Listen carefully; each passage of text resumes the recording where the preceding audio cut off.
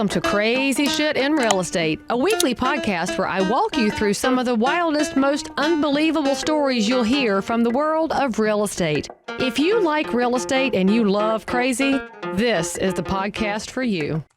Before we get any further into this episode, I've got some information to share. Oh, it's true. Real estate is super competitive and harder than you expected.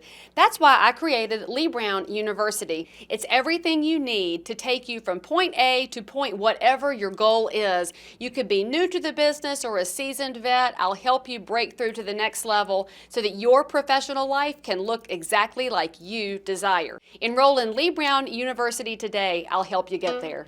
My whole thing is helping people in real estate, and so my focus now is to help distressed homeowners and not to give away the house to the investors that come knocking at your door.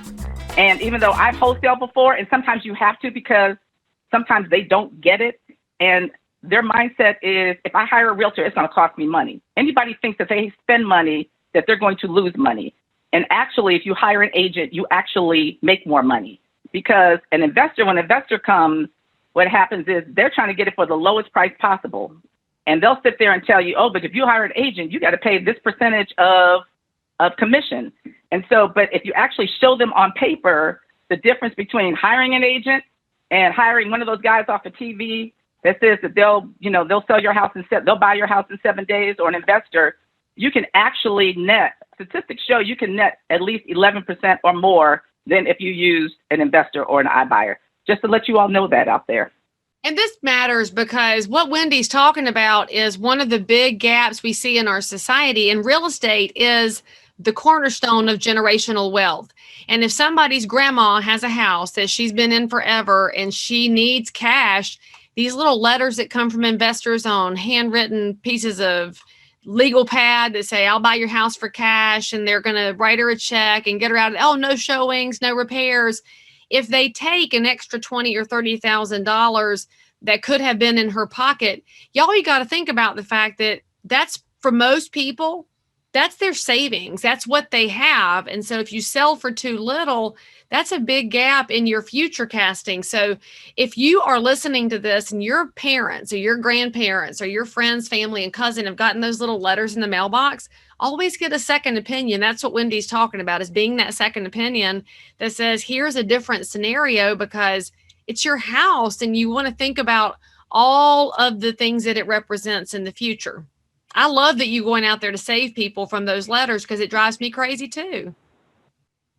And you don't have to fix your house up, because believe it or not, repairs, a lot of different repairs that you think you get a return on your investment, you really don't. So no, you don't have to.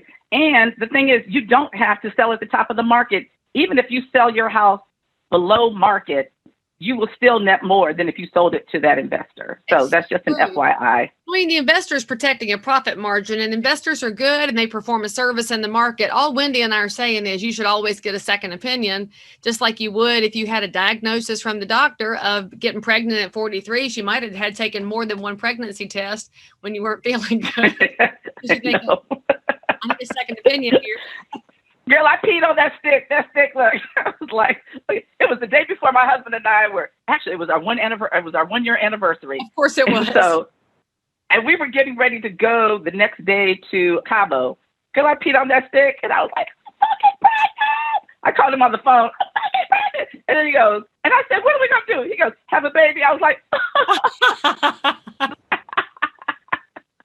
I swear this is listen, my kids are 17 years apart. My daughter is 34. Okay, look, my husband is 13 years older than me. His daughter is like 46. My daughter's 34. My son is now 17, and we have 2 grandkids, okay? I know I look kind of good, though.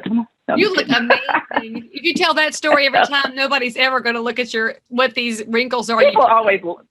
People laugh. Yes, I'm over 60, and look, I am proud to say, look, but the scary part is, damn, I'm headed towards 70. Lord have mercy. Anyway, life is good. You don't want to. Say that again? It beats the alternative. Oh, hell yeah, it beats the alternative. You're right about that. Oh, you're enjoying this little clip?